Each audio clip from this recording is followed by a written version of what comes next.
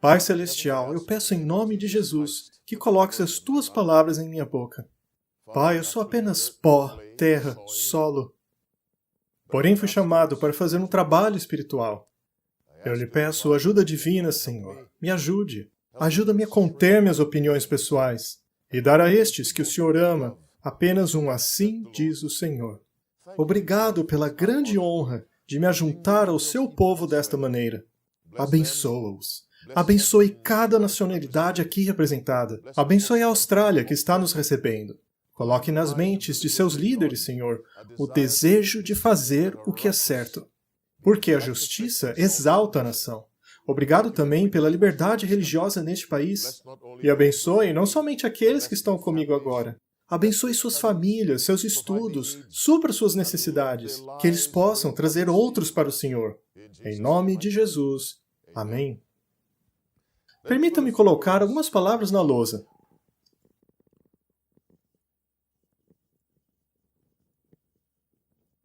Que é isso? Economia?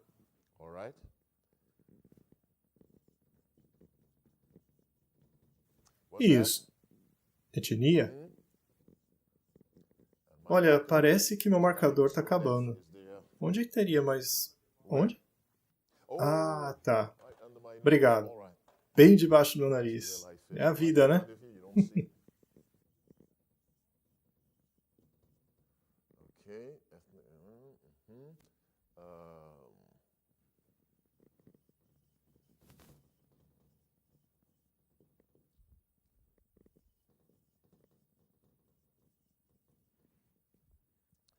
Vocês podem ler para mim, por favor? Economia, etnia, social, religioso, gênero.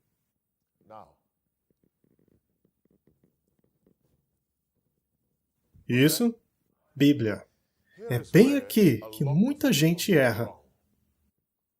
Eles estudam a Bíblia com viés econômico. Eles veem a Bíblia apenas como uma defensora do pobre contra o rico. E eles não se importam com qualquer coisa que vá além da questão entre o pobre e o rico. Já outros enxergam a Bíblia somente com viés étnico. Brancos contra negros. Um contra os outros.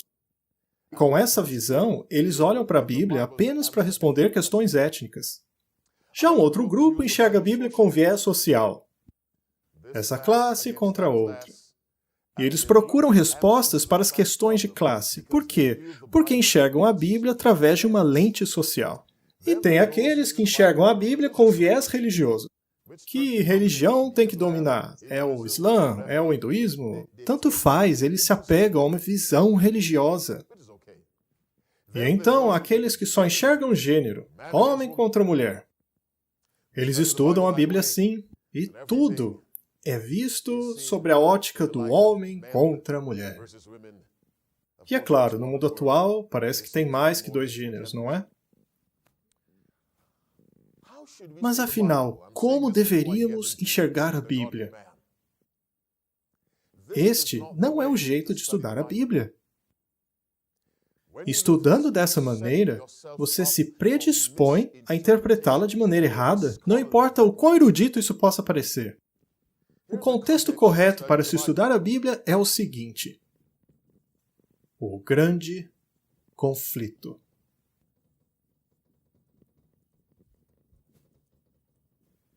E aí, o que eu escrevi? Escrevi certo? Parece que sim.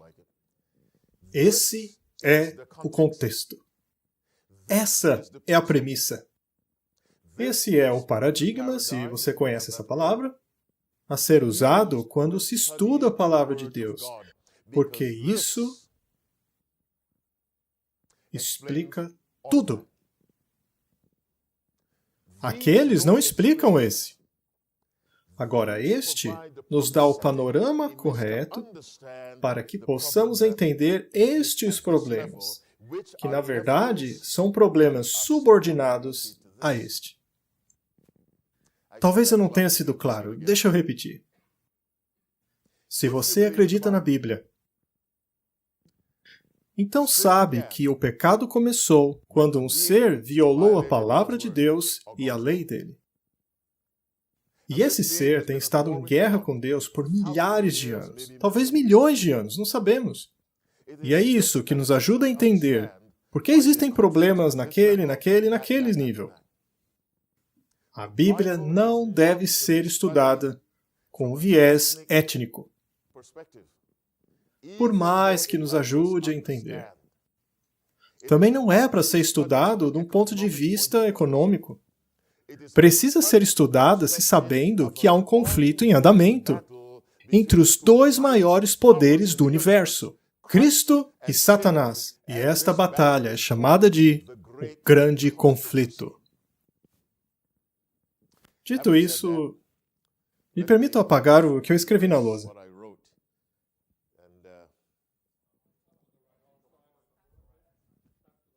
Oh!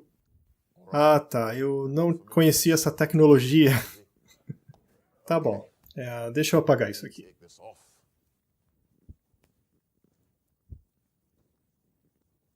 Vamos para o Gênesis, capítulo 2. Gênesis 2, verso 7.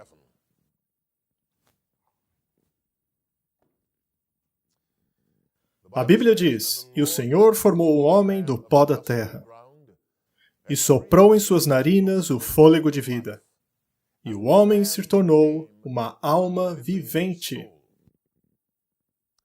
Leiamos agora Gênesis 1, 26. Gênesis 1, 26. E Deus disse: "Façamos o homem à nossa imagem e semelhança." A palavra homem inclui homem e mulher. Isso é Gênesis 1, 26.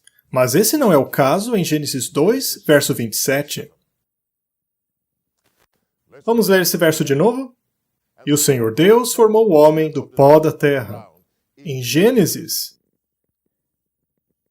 capítulo 2, verso 7, a referência apenas de Adão e não a Eva. Me permita dizer de outra maneira. A criação de Gênesis 2, 7 foi a criação do homem. Um homem, Adão, e não Eva. Somando isso a Gênesis 1, verso 26, podemos concluir que o que aconteceu em Gênesis 2, 7 foi a criação do homem à imagem de Deus. Adão foi diretamente criado à imagem de Deus. Um cumprimento de Gênesis 1, 26.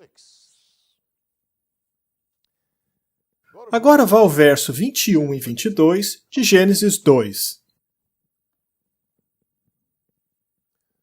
E o Senhor Deus fez o homem cair em sono profundo, e ele dormiu. E tomou uma de suas costelas e cerrou a carne em seu lugar. E da costela que o Senhor Deus retirou do homem, fez a mulher e a levou até o homem.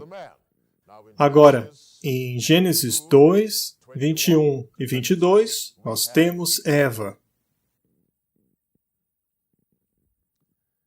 Muito bem. Por quê? Por que não foram feitos ao mesmo tempo? Quando Deus criou os animais, nos versos 24 a 25 de Gênesis 1, e Deus disse: "Produz a terra alma vivente conforme a sua espécie, gado, répteis, feras da terra, conforme a sua espécie." E assim foi.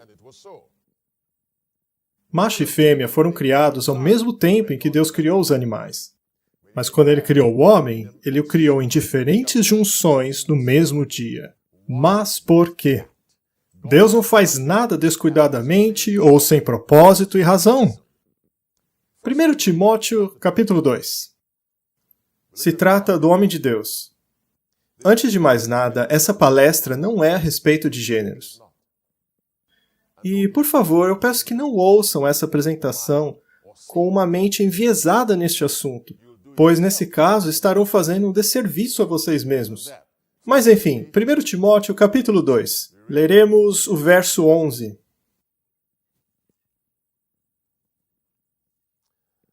Já acharam? Caso tenham a versão King James, que é a que eu tenho, me digam o que está escrito. Que as mulheres aprendam, em silêncio, com toda sujeição. Verso 12. Porém não permito que a mulher ensine, nem que tenha autoridade sobre o homem. Verso 13. Porque primeiro foi formado Adão e depois Eva. Bem, nós temos aqui uma indicação do porquê Deus criou da maneira como Ele criou. O homem e logo em seguida a mulher, e não juntos. Como Ele fez com os animais.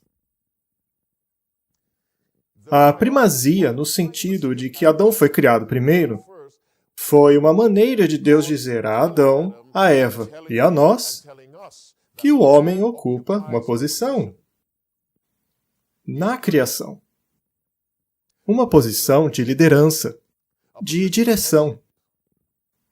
Uma posição de serviço. Porque a direção divina, a liderança divina, é de serviço abnegado. Não é uma liderança tirânica. Adão foi criado primeiro e depois Eva. Isso nos diz que Deus deu ao homem a posição de liderança, gerência e serviço. Gênesis 1:26, e que eles tenham domínio. Então ambos tinham domínio, porém a posição de Adão era diferente da de Eva. E isso é indicado pela ordem na qual os dois foram criados. Isso é o que a Bíblia diz, não é minha opinião. Muito bem. Primeiro Adão, depois Eva. Adão, o líder. Vamos agora ao capítulo 2, verso 21. 22 já lemos.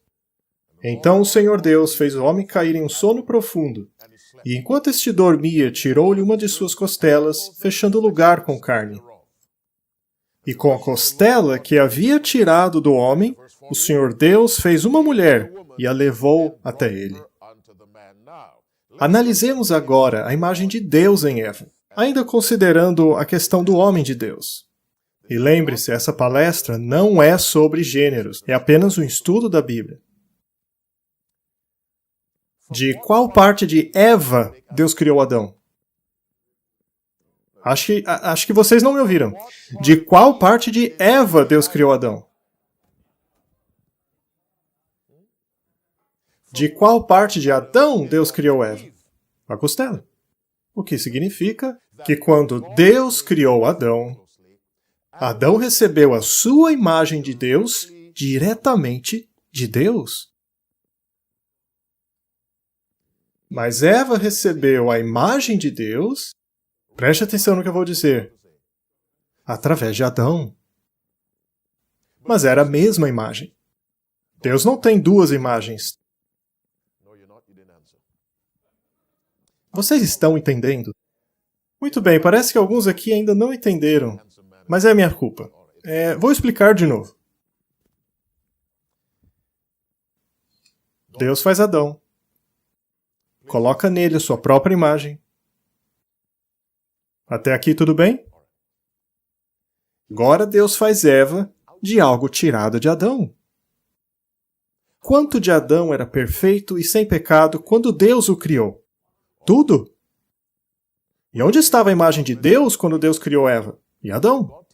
Então Deus tira algo de Adão, deste homem sem pecado, algo deste homem perfeito, no qual a imagem de Deus havia sido colocada. Estão entendendo? E deste material, de um homem que possuía a imagem de Deus, e ela estava nele todo, e a partir dele, Deus faz Eva. E ela recebe a mesma imagem, mas através de Adão.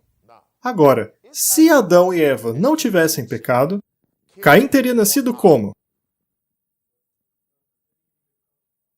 Caim também teria nascido de acordo com a imagem de Deus. Mas através de quem? Adão e Eva. Mas na mesma imagem de Deus. Vocês estão entendendo? E isso era uma responsabilidade tremenda sobre Adão. Isso não era tipo, eu sou o chefão. Não. Isso colocava sobre ele uma tremenda responsabilidade, já que Deus o havia escolhido para transmitir a sua imagem à mulher. Porque se ele fizesse besteira, as pessoas sofreriam.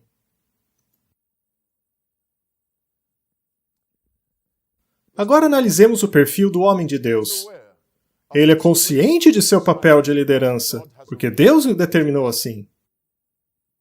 Porém, sabemos que, de acordo com Deus, o líder é um servo. E a Bíblia diz a respeito de Jesus que mesmo o Filho do Homem não veio para ser servido, mas para servir. Essa é a liderança de Deus. Foi para isso que Adão foi criado. Agora, analisemos o homem de Deus novamente. Vamos a Gênesis capítulo 3.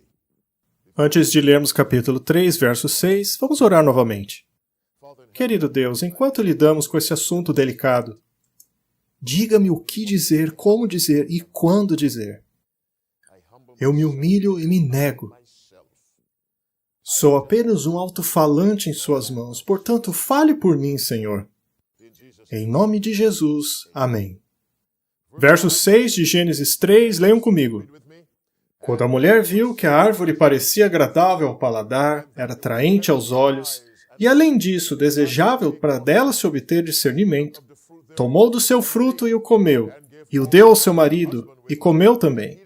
E os olhos dos dois se abriram, e perceberam que estavam nus, e então juntaram folhas de figueira para cobrir-se. Vamos estabelecer uma cronologia enquanto estudamos sobre o homem de Deus. Quem pecou primeiro? Eva. Foi Eva. Ela pecou primeiro.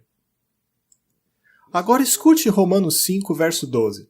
Mas não apenas escute, vá lá e leia. Estamos falando do homem de Deus, que tem consciência que ele tem uma posição de liderança, que é, na verdade, uma posição de serviço. Serviço esse que requer o sacrifício abnegado de si mesmo, assim como Cristo. Romanos 5, verso 12. Portanto, da mesma forma como o pecado entrou no mundo por um homem, e pelo pecado a morte, assim também a morte veio a todos os homens, porque todos pecaram. Espere um momento. Quem pecou primeiro? Quem introduziu o pecado no mundo? Não foi Eva? Só que quando você vê Eva introduzindo o pecado no mundo, olha, esse aqui é o mundo. E aqui é a Austrália. Aqui é a Nova Zelândia. Agora, quando eu digo que Eva introduziu o pecado no mundo, que ela foi a primeira pessoa no mundo a pecar, veja, Eva está bem aqui, ó. Você consegue ver o pecado dela? Seu pecado a afetou, mas parou por aí?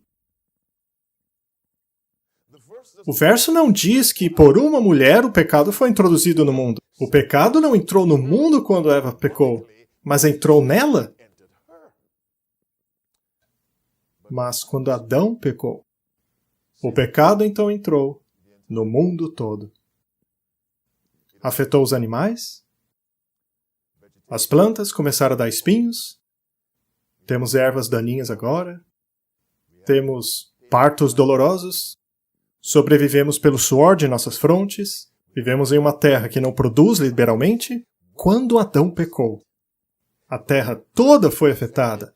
Mas esse não foi o caso quando Eva pecou. Então, ainda que os dois foram feitos à imagem de Deus, nós podemos ver a diferença na questão da responsabilidade, porque o mundo foi colocado essencialmente sob a responsabilidade de Adão. Quando ele caiu, o mundo inteiro caiu. Mas quando ela caiu sozinha. Portanto, através de um homem. Eu estou aqui me referindo da tremenda responsabilidade que recai sobre os ombros do homem de Deus. Vá a Romanos 5. Romanos 5, verso 18. O que diz ali? Pois assim, como por uma só ofensa veio o juízo sobre todos os homens para condenação, assim também, por um só ato de justiça, veio a graça sobre todos os homens para justificação de vida. Verso 19 agora. Porque pela desobediência de... Quem é o desobediente? Quem é? Adão. E qual é a ofensa do verso 18? O pecado de Adão. E do que a Bíblia chama Cristo, afinal? O segundo Adão, não a segunda Eva.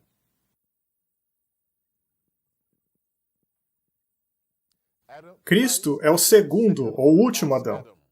1 Coríntios, capítulo 15, verso 45 e 47. Cristo é o segundo ou último Adão, e não o segundo ou a última Eva. Porque Cristo não veio redimir a queda de Eva, mas a queda de Adão.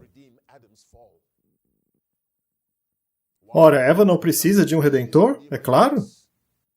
Mas o pecado de Eva foi apenas um problema para ela. Porém, o pecado de Adão foi um problema para a criação. Quando Cristo voltar, leia 2 Pedro, capítulo 3, e deixe que a Bíblia explique melhor que eu. Capítulo 3, verso 10, para que você entenda o que eu estou querendo dizer. 2 Pedro, capítulo 3, verso 10. Pense enquanto você escuta. Quando se estuda a Bíblia sinceramente, Deus fala a você. 2 Pedro, capítulo 3, verso 10. Mas o dia do Senhor virá como ladrão à noite, no qual os céus passarão com grande estrondo, e os elementos ardendo se desfarão, e a terra e as obras que nela há se queimarão. Agora, por que Deus tem que fazer isso? Me dê uma resposta. Pecado. Portanto, o pecado não afetou apenas a terra, mas afetou aquela parte, aquela região do céu associada com a terra. Então, a Bíblia diz que, quando Jesus voltar, não apenas a terra, mas os céus queimarão.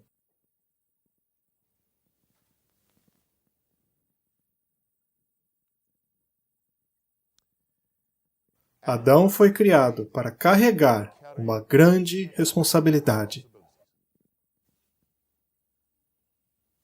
Pesada. Já dissemos que ele foi criado para ser um líder. É por isso que ele foi criado primeiro. Foi criado para ser o líder. Mas com Eva ao seu lado e não debaixo de seus pés. Assim é o homem de Deus. Cabia a Adão administrar a criação, com a consciência de que se ele falhasse, toda a criação cairia com ele. Essa é uma grande responsabilidade. Ela deveria torná-lo sóbrio e cauteloso. Se você cair, toda a criação cai com você. Mas esse não era o caso de Eva. Como eu já disse, o papel de um líder é de sacrifício abnegado. Estamos falando hoje sobre o homem de Deus. E muitos homens de Deus possuem esposa e família. Mas vamos até Efésios capítulo 5. Efésios 5, leremos a partir do verso 22. E de novo, essa não é uma discussão sobre gêneros. Não é uma discussão entre maridos e esposas. Queremos apenas saber como é o homem de Deus. Mas é claro, o diabo tem que incitar problemas com isso. Leiam comigo. Esposas, sujeitai-vos a vossos maridos como ao Senhor. Porque o marido é a cabeça da mulher, como também Cristo é a cabeça da igreja. O homem de Deus compreende que a sua liderança precisa estar fundamentada na liderança de Cristo. O que foi que Cristo fez pela sua igreja? Ele morreu. Por acaso Cristo abusou da igreja? Não. Cristo deu-se a si mesmo. O homem de Deus é assim. Leiam de novo. Como o Senhor, porque o marido é a cabeça da mulher, como também Cristo é a cabeça da igreja, sendo ele próprio o Salvador do corpo. Salvador do corpo.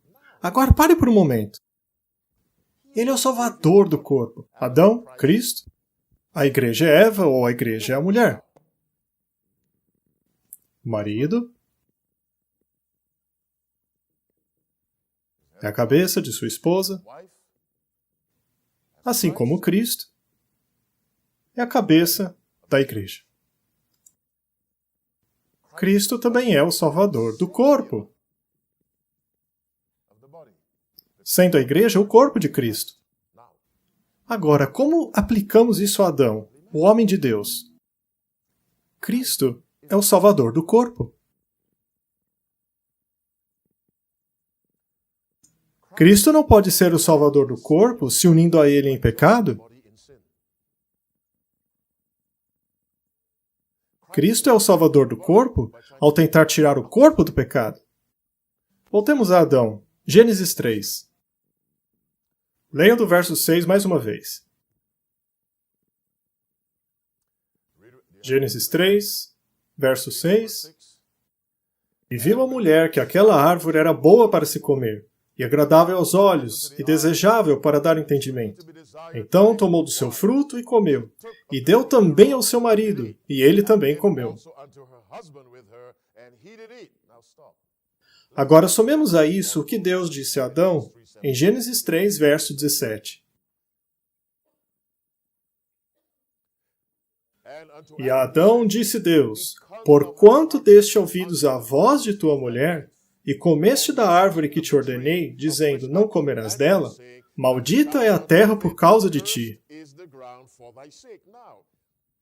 Agora, no verso 6 do capítulo 3, a Bíblia diz: ela tirou o fruto, comeu e deu ao seu marido para comer.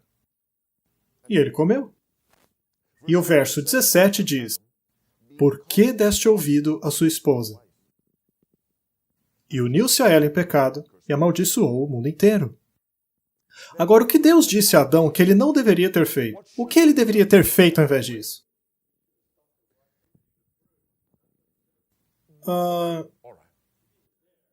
Não, ele não estava lá. Bem, dá a impressão que é isso, mas ele não estava lá. Então Eva chega com o fruto. O que você teria feito? Nós sabemos o que ele não deveria ter feito. Ele não deveria ter se unido a ela, porque ao invés de ser o salvador do corpo, ele acabou tornando-se o seu destruidor. O dever dele como homem de Deus seria salvar o corpo. Para que Adão cumprisse o seu dever de salvador do corpo, ele deveria ter dito: Eva, eu te amo, mas eu amo Deus ainda mais. Permita-me que eu fale com Deus sobre isso. Me permita interceder por você. E então confessar. Ellen White escreveu: se Satanás tivesse se arrependido, Deus o teria restaurado. Você ouviu o que eu disse? Se Satanás, que naquela época era Lúcifer, tivesse se arrependido,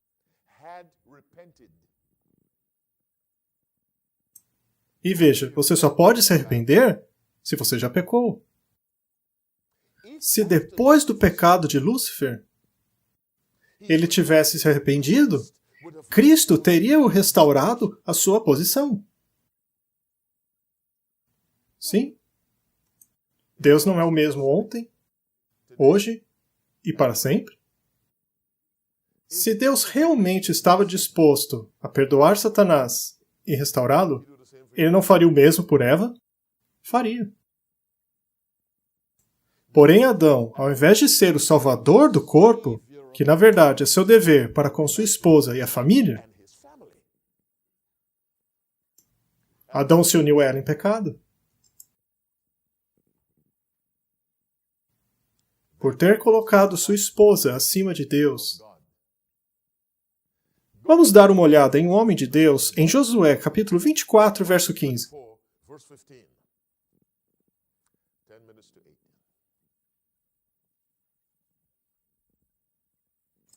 Josué 24, verso 15. Agora, precisamos ler microscopicamente. Deixa as palavras nos ensinarem. Josué capítulo 24, verso 15. Muito bem, o que diz? Porém, se vos parece mal aos vossos olhos servir ao Senhor, escolhei hoje a quem servais. Se aos deuses a quem serviram os vossos pais, que estavam além do rio, ou aos deuses dos amorreus, em cuja terra habitais. Agora, leia cuidadosamente o fim do verso. Quanto a mim e minha casa, serviremos ao Senhor. Agora, eu quero que você preste atenção nas palavras de Josué enquanto falamos sobre o homem de Deus. Josué diz, quanto a mim e minha casa. E afinal, o que significa minha casa? Minha família. Uma família pode ser apenas você e sua esposa. Sim, você não precisa de crianças para ter uma família. Então Josué disse, quanto a mim e minha família. Agora, poderia Josué ter dito apenas minha casa? Quanto a minha casa, serviremos ao Senhor? Sim. Então, por que ele disse quanto a mim e minha casa? Muito bem, o que é? Oi? Muito bem, liderança, o que mais? Sim, mas a liderança também está inserida no quanto à minha casa? Porque ele diz quanto a mim? Muito bem, primeiro deve ser ele, o que mais? Cabe a ele uma escolha individual, mesmo sendo parte da família. Então, o que Josué está dizendo? Se minha casa não servir ao Senhor, ainda assim, eu servirei. Esta é uma escolha individual, mesmo num cenário familiar. Vocês têm noção de quantas pessoas não conseguem tomar essa decisão? Eles seguem a família ainda que ela esteja errada. O homem de Deus fica firme pela verdade e não se move. Ainda que sua esposa o deixe, ele permanece firme. É claro, seu coração se parte e ele fará de tudo para salvá-la, não só ela, mas seus filhos, seus pais, sua avó, mas ainda assim ele não abandona a verdade. Porque para ele, Deus vem em primeiro lugar. Portanto, quanto a mim e minha casa, serviremos ao Senhor. Mas se minha casa decidir não seguir ao Senhor, eu servirei ao Senhor. O homem de Deus coloca Deus em primeiro lugar. Ainda que quebre o seu coração, ele coloca Deus em primeiro lugar. E não a família. Sim, são palavras duras. Mas eu as direi de novo.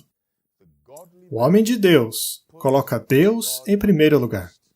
Olhemos ao exemplo máximo de homem de Deus, que é Jesus. Quem é sua esposa? A igreja. A igreja pecou, transgrediu a lei de Deus.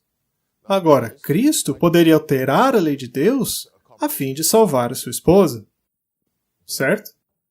Cristo poderia ter apelado ao Pai, dizendo, por que o Senhor não rebaixa os seus padrões, a fim de facilitar para minha esposa? Mas não. Ele disse, mulher, você precisa se adequar à lei de Deus. Eu proverei uma saída. Pois eu não posso rebaixar as normas de meu pai e alterar a sua lei. Você precisa se adequar a ela, mas eu farei isso por você. Salvador do corpo. O homem de Deus gasta muito tempo em oração, enquanto sua família dorme. Porque ele é o Salvador do corpo. Lembram-se de Jó? Enquanto seus filhos estavam comendo, bebendo ou fazendo sabe-se lá o quê? O que Jó estava fazendo? Sim, porque Jó sabia que ele era o cabeça da casa. Ela era sua responsabilidade.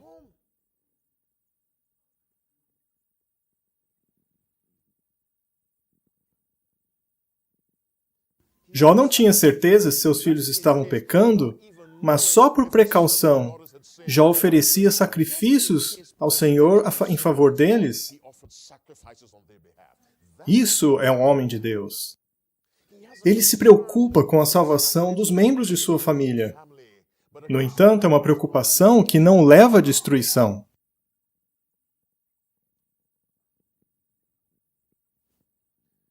Voltemos a Efésios 5, analisemos ainda melhor o homem de Deus. Efésios 5, verso 22. Já estão lá? Vamos ler juntos. O que é que diz? Esposas, se submetam aos seus maridos como ao Senhor, porque o marido é a cabeça da esposa, assim como Cristo é o cabeça da igreja. Continuem. Portanto, sujeitem-se a Cristo em todas as coisas, assim como a esposa se sujeita ao marido em todas as coisas. Agora leia o verso 25. Maridos, amem as suas esposas da mesma maneira com que Cristo amou a igreja, e a si mesmo se entregou por ela. Nós raramente lemos isso. E não percebemos o quão tremendamente profundo é esse verso. Vamos a João 15.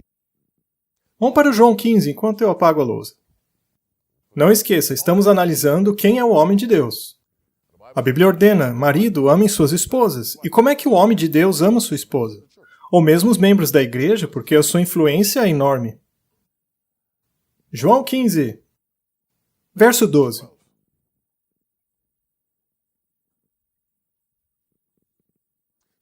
Este é o meu mandamento, que vos ameis uns aos outros. Mas afinal, quem é o outro? São os discípulos. Cristo está dando um longo sermão aqui antes de ir para o Getsêmani. Quando se olha para o verso 14, para o 15, para o 16, para o 17, são todos em letras vermelhas. Mas no 18, porém, ele já está no Getsêmani, ou seja, são as últimas palavras do Mestre. Esse é o meu mandamento, que vocês amem uns aos outros. Mas como? Existe o amor humano. Amem uns aos outros. E qual é a norma para o amor humano? Vocês acabaram de ler? É só ler o verso 12. Esse é o meu mandamento. Que amem uns aos outros. Ok, amor humano. Então, qual é a norma para o amor humano? É o amor divino. A norma do amor humano é o amor divino.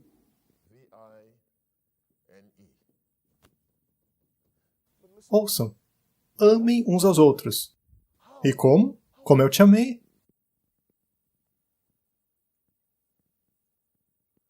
Mas como Cristo amou? Leia o verso 13. Ninguém tem amor maior do que este, de dar a alguém a sua vida pelos seus amigos. É assim que eu te amei. E é assim que vocês amam uns aos outros. Estejam prontos para morrer uns pelos outros. Bem, acabamos de analisar o homem de Deus e sua esposa.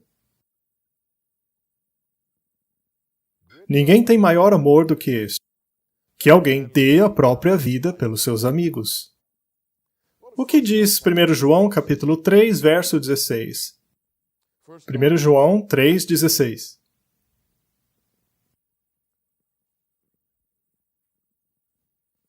Ainda é João quem está falando.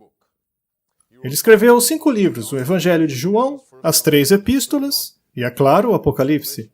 Muito bem, 1 João 3,16, o que diz? Nisto conhecemos o que é o amor, que Jesus Cristo deu a sua vida por nós. Pare para pensar, o que significa conhecer o amor de Deus? É assim que podemos entender, quer dizer, não totalmente, porque não podemos compreender completamente algo divino, mas como podemos compreender o amor de Deus? Ao estudarmos a sua morte. E como termina o verso?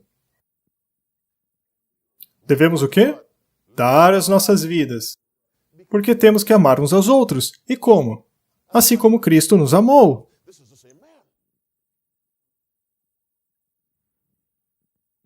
Alguns de vocês parecem perdidos. Muito bem.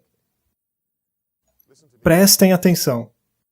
A maior expressão de amor é o voluntário sacrifício da vida a outra pessoa.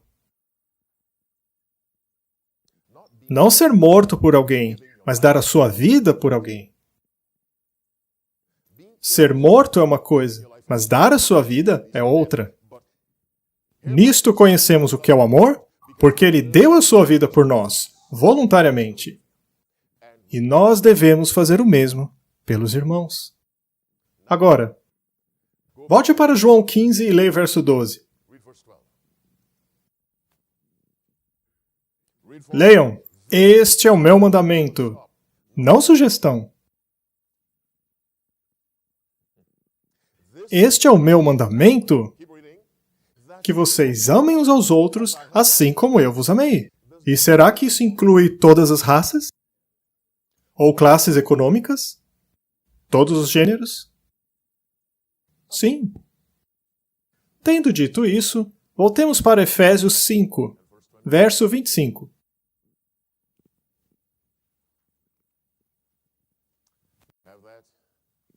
Efésios 5, 25.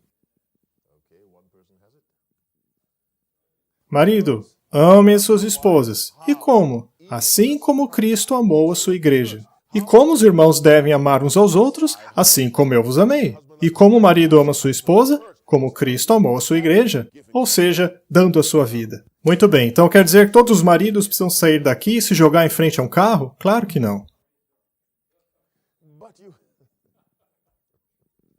Mas vocês percebem que o meu propósito nesse mundo é continuamente me doar em favor de uma outra pessoa. Então, o homem de Deus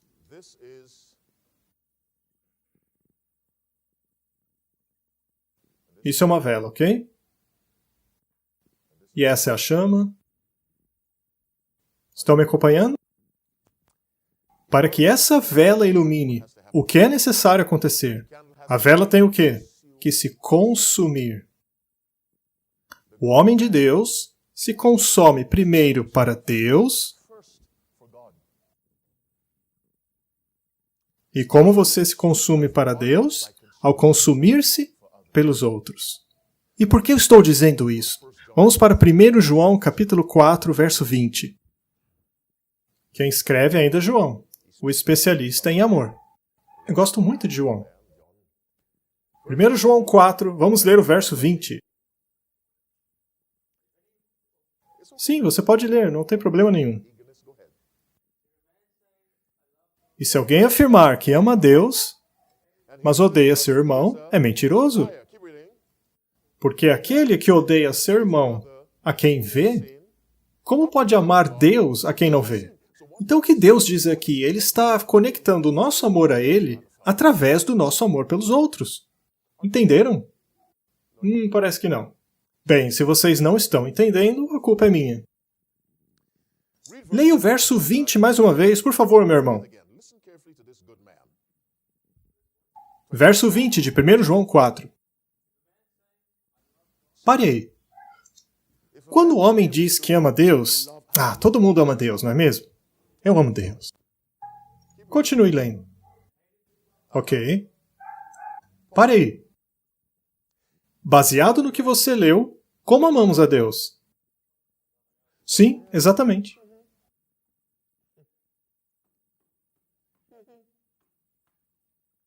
Termine o verso. A quem você vê? Como você pode amar alguém que você não vê? Não se pode separar o amor a Deus do amor ao homem. Eles caminham juntos. Nós expressamos o nosso amor a Deus através do nosso amor ao próximo. Veja, eu não posso dar R$10 a Deus para que ele pegue um ônibus. Eu não posso dar batata frita para Deus, mas eu posso dar a alguém com fome. Ora, Deus não disse que tudo que fizerdes a um desses pequeninos é como se estivesse fazendo a mim? Isso não é simbólico. Então o que é? Literal.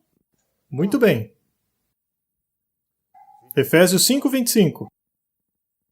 Desculpem fazer vocês pularem para lá e para cá na Bíblia, mas isso é bom. Maridos, qual é o seu nome?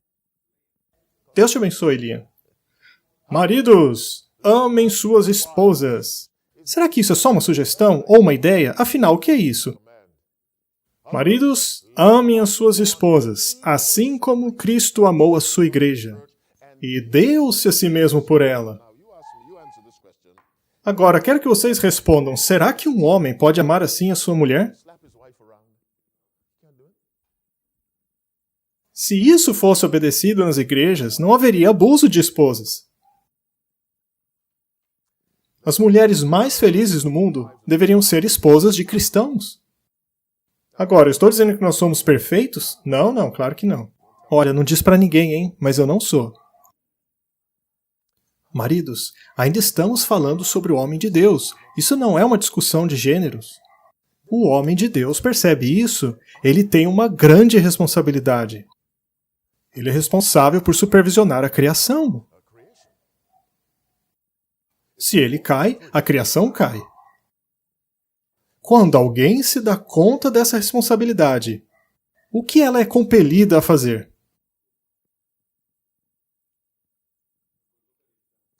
E então ele faz o quê? Ele percebe que é incapaz de fazer isto sozinho. A salvação das pessoas é, de alguma maneira, atrelada a mim. E isso é bíblico.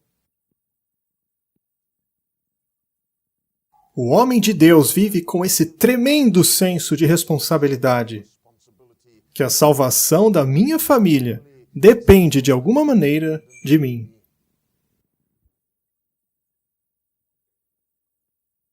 A felicidade de minha esposa depende de mim.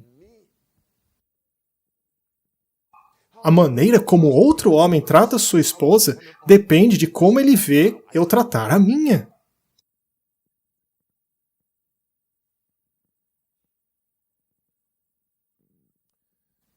O homem de Deus. Vá a Isaías capítulo 53. Isaías 53. Veja, eu não gosto de beber nada em ambiente religioso, mas posso dar um golinho?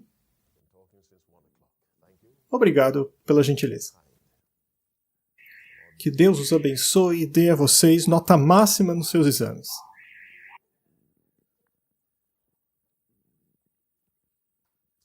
Livro de Isaías, capítulo 53. Leia o verso 7. Ele foi oprimido e afligido, mas contudo não abriu a sua boca. Como um cordeiro foi levado ao matadouro, e como uma ovelha que diante dos seus tosqueadores fica calada, ele não abriu a sua boca. Estamos falando sobre um homem de Deus. Existe uma condição da qual os pecadores sofrem que é pior do que câncer. A condição é a seguinte: nós nos distanciamos tanto da verdade que começamos a ver a verdade como um erro. Ou então que a gente não consegue mais reconhecer a verdade. Muito bem, na nossa sociedade, um homem forte é uma pessoa que você não quer arrumar confusão. Não mexe comigo, hein? Não se implica com alguém de quem não se dá conta, não é mesmo? Por exemplo, algum grandalhão australiano que joga rugby. Aquele jogo estranho que vocês gostam. Mas, enfim. Esse é um cara durão. Cuidado com ele.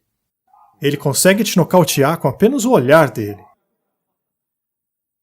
Já o homem de Deus é alguém que você empurra e ele vai embora. O homem de Deus é alguém que você dá um tapa e ele ora por você. Mas nós estamos tão distantes das referências bíblicas que quando vemos um homem desses, nós o chamamos de maricas. Quem é o homem mais forte que já viveu, moralmente? Foi Jesus. Me diga o que aconteceu quando eles deram um tapa em sua cara. Ele não retribuiu? O único jeito de viver assim é agarrar a Deus e não deixar ele ir embora. Esse é o homem de Deus. Ele é oprimido, como Cristo foi oprimido. Seja de fora da família ou dentro dela. No trabalho ou no ônibus. Um homem de Deus reflete a Cristo e como ele lida com o sofrimento. O homem de Deus é um cavalheiro. Ele é gentil. O cristianismo torna um homem um cavalheiro. um homem de Deus. O que exploramos sobre o homem de Deus nesta noite? Me digam o que vocês lembram que foi dito. Levantem as mãos. Liam, você quer começar? O homem de Deus segue o exemplo de Cristo. Para resumir em uma frase, o homem de Deus segue o exemplo de Cristo. Exato, porque Cristo era um homem de Deus em sua condição humana. Afinal, é fácil ser de Deus quando se é Deus, não é? É fácil ser de Deus se você é Deus, só que ele pegou a condição humana e foi de Deus. E agora ele disse, você pode fazer através de mim. Ok, mais alguém? O que vocês entenderam essa noite?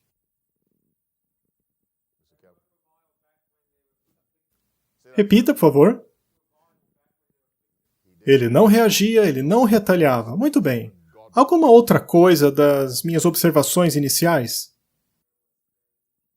O homem de Deus permanece firme pela verdade. Não importa quantas perdas ele pode sofrer por causa disso. Mesmo que seja contra o mundo inteiro. O que mais vocês me ouviram dizer?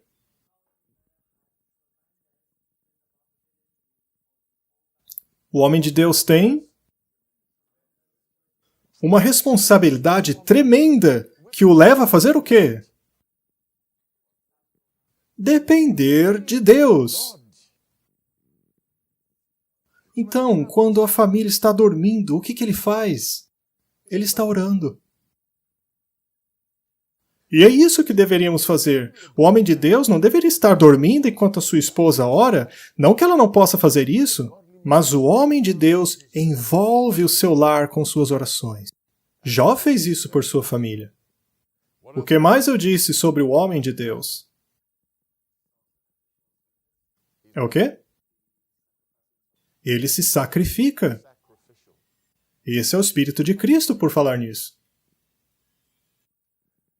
O amor que renuncia a si mesmo. Essa é a lei do céu e da terra, de acordo com o desejado de todas as nações. A lei do amor que renuncia a si mesmo.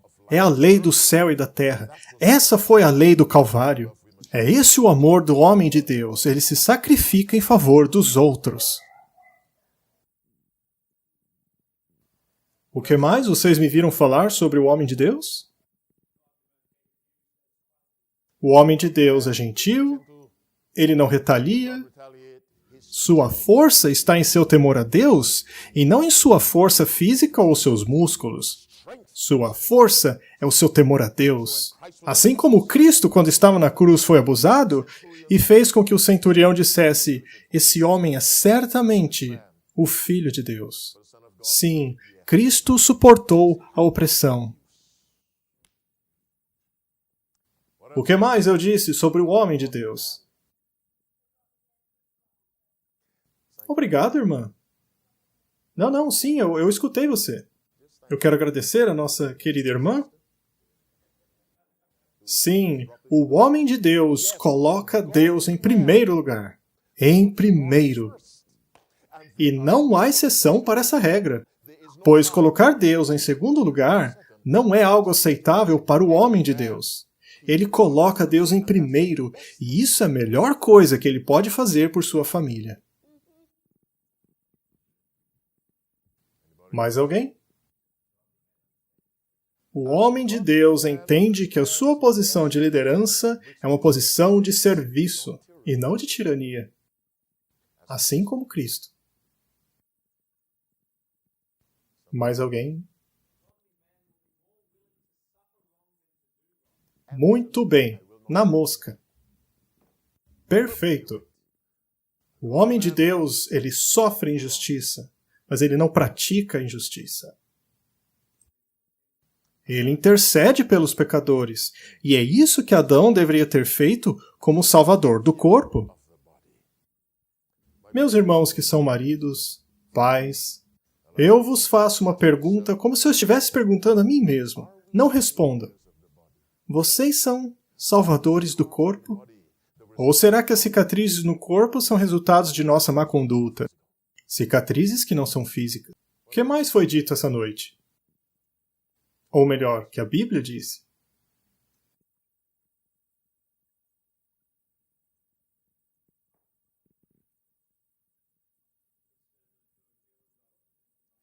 A norma do amor humano. Bem, a norma de qualquer coisa deve ser divina. Na verdade, é um conceito impressionante que Deus lhe tem tão alta conta a ponto de estabelecer normas divinas para você. Se Deus não se importasse com você, ele lhe daria normas humanas mesmo. Mas ele nos tem tão alta conta que estabelece referências divinas para nós. Seria como uma escola ter um jovem em tão alta conta a ponto de lhe dar trabalhos de universidade.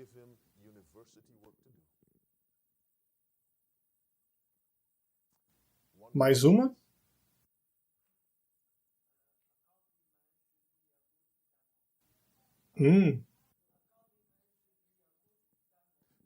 Ah, sim, claro. Um homem de Deus deve ser um bom exemplo. Qual é a origem da força do homem de Deus? Sim, Cristo, com certeza. O Espírito Santo, com certeza. Algo mais? Oração e... a palavra de Deus. De que maneira ele pode saber o que é certo e errado, se não por isto? Para o homem de Deus, isto é fonte de força. E os seus joelhos. Enquanto a família está num piquenique, enquanto as crianças estão para lá e para cá, brincando, e a esposa está conversando, o homem de Deus, de joelhos ou não, mas aqui, está protegendo a sua família. E ele nunca abandona o posto. Porque o inimigo não precisa que você deixe o posto por um mês, mas apenas um breve período, para que ele possa vir, atacar e fugir. E então tudo explode. Meus amigos, meus irmãos, minhas amigas, casados ou solteiros, Deus espera o mesmo de cada um de nós. Vamos tentar ser homens de Deus? Estejamos cientes do que Deus espera de nós? Estejamos cientes do que nossa família espera de nós? Estejamos cientes do que a sociedade espera de nós? Independente da idade. E se nós tivermos pequeninos, que a palavra de Deus seja sua fonte de poder. Que as nossas famílias possam encontrar em nós um refúgio. Um refúgio para todas as lutas e conflitos. Perguntas? Ou comentários? Contribuições?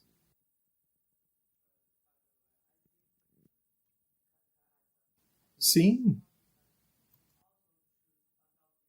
Ah, essa é outra história. Essa é outra história. Você está certo. Sim, ele está certo. O homem de Deus deve escolher uma mulher de Deus para ele.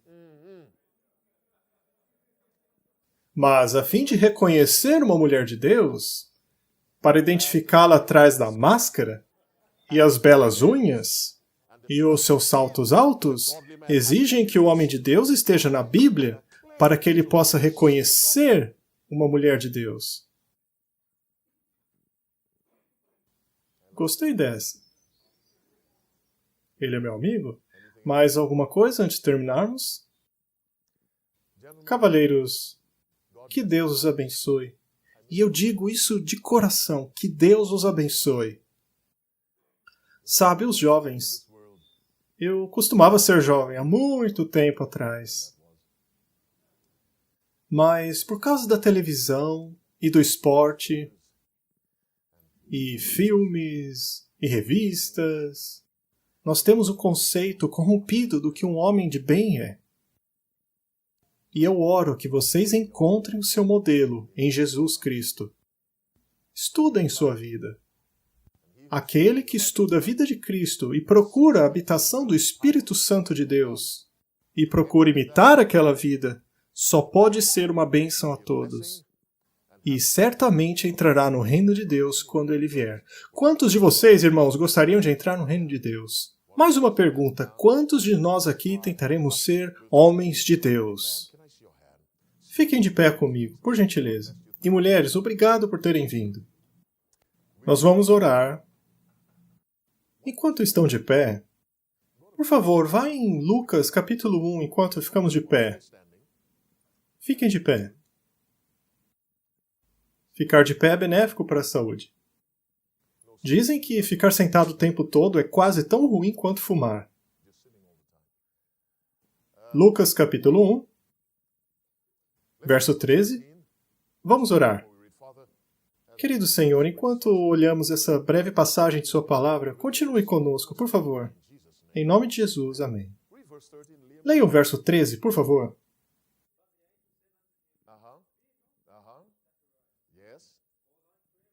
E sua mulher, Isabel? E o seu nome será? Muito bem, agora. Muito bem, um anjo aparece a Zacarias, diz-lhe que suas orações foram ouvidas e que sua esposa teria um filho. Ok. Vamos ao verso 57, de Lucas 1. Eu estou pensando ali no meu irmão que gostaria de ser batizado. Agora, prestem bastante atenção, porque isso pode servir para qualquer um que queira tornar seu desejo público. Ok, verso 57. A hora chegou de dar à luz, e ela teve um filho. E ela e seus amigos vieram para... O Senhor tinha... E eles... Muito bem, o bebê tinha nascido, estavam todos felizes celebrando. Era um momento muito feliz. Agora leia o verso 59. Oitavo dia, circuncidaram a criança. E o chamaram Zacarias, seu nome. Bem, eles queriam chamá-lo de Zacarias, mas o que o anjo disse ao pai no verso 13? Chame-o de João? Leia mais uma vez o verso 58 e 59. E os vizinhos dela tiveram misericórdia dela e vieram para celebrar. As pessoas mais influentes em nossa vida são os nossos familiares e amigos. Nos importamos com o que os nossos parentes e amigos pensam, e diz que os seus vizinhos e parentes vieram celebrar com ela. Agora leia o verso 59. Muito bem, eles vieram 8 dias depois para a circuncisão da criança. Os familiares e os amigos, aqueles com grande influência sobre nós. E qual nome eles sugeriram para a criança? Zacarias, ponha o seu nome na criança. Agora leia o verso 60. E seu marido disse o quê? Que não? Agora, para quem ela está dizendo não? Para seus amigos. Agora, esta é uma mulher contrariando os seus amigos e parentes. Ela permanece firme pelo quê? Deus, porque ele disse que o nome deveria ser João, enquanto todos os outros disseram Zacarias, mas ela disse não. É difícil dizer não para a família. É difícil dizer não para os seus amigos. Mas quando Deus fala, precisamos correr o risco de ser repudiados pela nossa família e amigos. Ela disse não, o nome será João. Verso 61. O que disseram a ela? Não há ninguém em nossa família com esse nome. Em outras palavras, você está indo contra quem? A tradição. Não chamamos nossos filhos de João.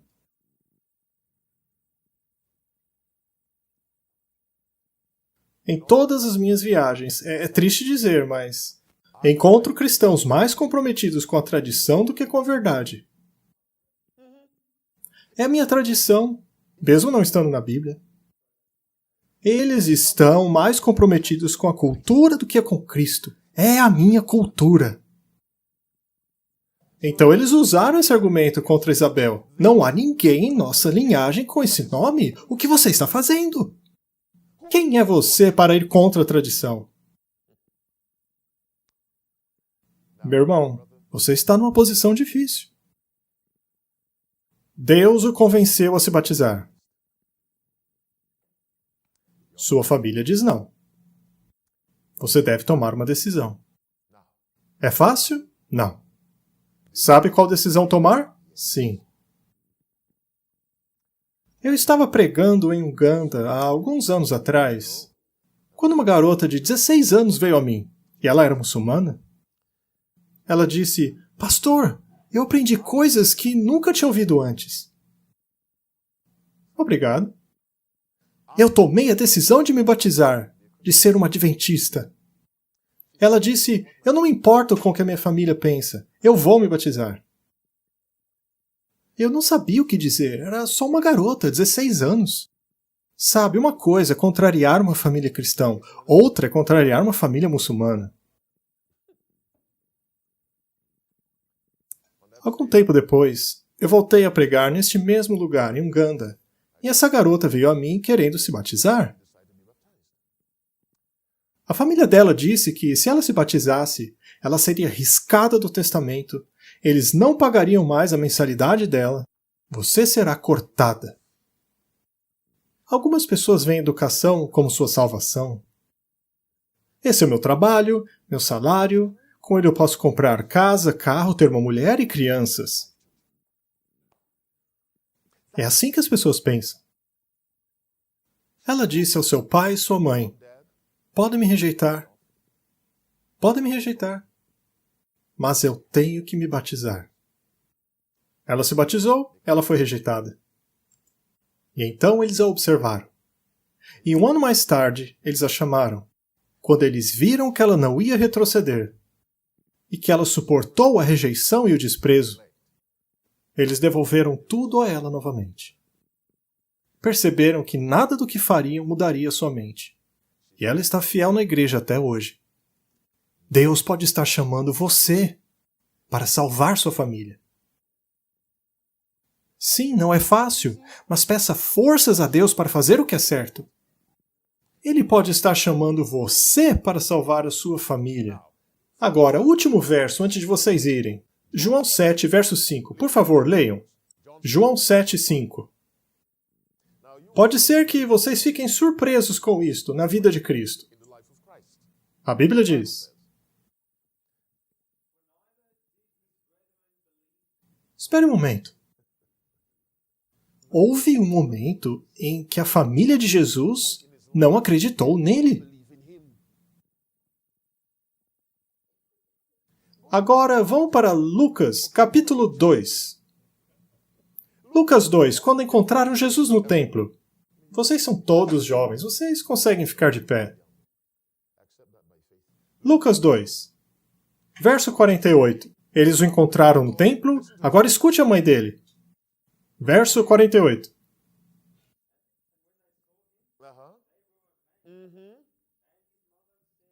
Ouça a mãe agora. Pare, o que ela disse? O que você está fazendo conosco? A sua família vai lhe dizer, o que você está fazendo conosco? Você está nos embaraçando? Somos budistas. As famílias são bem-sucedidas com esse argumento. O que você está fazendo conosco? Você está nos envergonhando diante de todos. Seu pai e eu estávamos procurando. Verso 49.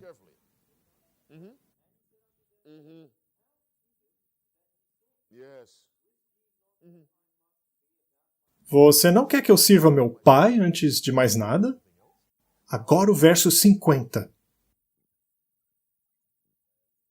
Mas eles não entenderam. Não entenderam. Ouçam. A mãe de Jesus, escolhida a dedo por Deus, não entendeu o próprio Jesus. Seus irmãos também não acreditavam nele. Jesus sabia o que é ser a única pessoa da família a servir Deus em plenitude. E você está nessa posição. O próprio Jesus entende isso. Então, quando você falar com Deus, diga, Pai, minha família não me entende. E ele dirá, meu filho, eu sei, porque Jesus teve a mesma experiência. Eu vou orar por você, mas decida-se pelo que é certo. Oremos. Pai Celeste, obrigado por essa noite. Te agradecemos pelo poder e pela beleza de sua palavra. Querido Deus, abençoe estes meus irmãos. Em seus corações há o desejo de fazer o que é certo diante de Ti. Muitos aqui são maridos e pais. Por favor, Senhor, nos ajude a sermos homens de Deus, e o grande homem de Deus é o Senhor Jesus Cristo. Ajuda-nos a imitar a sua vida e estar cientes da tremenda responsabilidade que é a liderança abnegada. E que as nossas vidas de homens de Deus brilhem de santa alegria, para iluminar nossas esposas, nossos filhos e a nossa comunidade. Que nossas vidas acelerem a vinda de Jesus. Abençoe o meu irmão, que deseja ser batizado, mas está preocupado com o que sua família diz.